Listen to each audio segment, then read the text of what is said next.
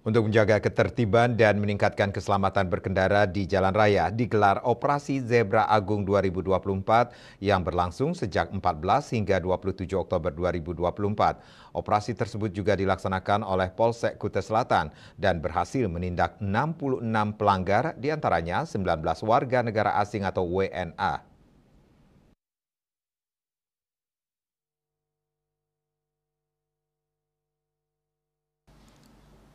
Kapolsek Kuta Selatan Kompol Gusti Ngurah Yudhistira, Jumat 1 November merilis hasil operasi yang fokus utamanya menyasar pelanggaran yang berpotensi membahayakan keselamatan pengendara dan pengguna jalan lainnya. Dikatakan selama operasi Zebra Agung 2024 unit lalu lintas Polsek Kuta Selatan menindak sebanyak 66 pelanggaran. Rinciannya, tanpa helm 29 pelanggar, knalpot perong 15 pelanggar, 19 WNA tidak pakai helm, balapan liar 1 kasus, dan 2 pelanggar marka jalan. Menurut Kompol Yudhistira, keselamatan di jalan raya adalah prioritas utama. Melalui operasi ini, ia berharap masyarakat semakin sadar akan pentingnya mematuhi aturan lalu lintas.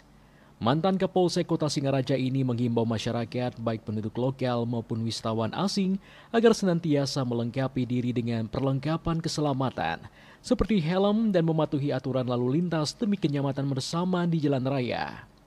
Diharapkan, tindakan atau sanksi yang diberikan ke pelanggar tersebut dapat memberikan efek jerah dan dampak positif terhadap keamanan serta ketertiban lalu lintas di wilayah Kuta Selatan, termasuk meningkatkan kesadaran masyarakat dalam berlalu lintas dengan aman.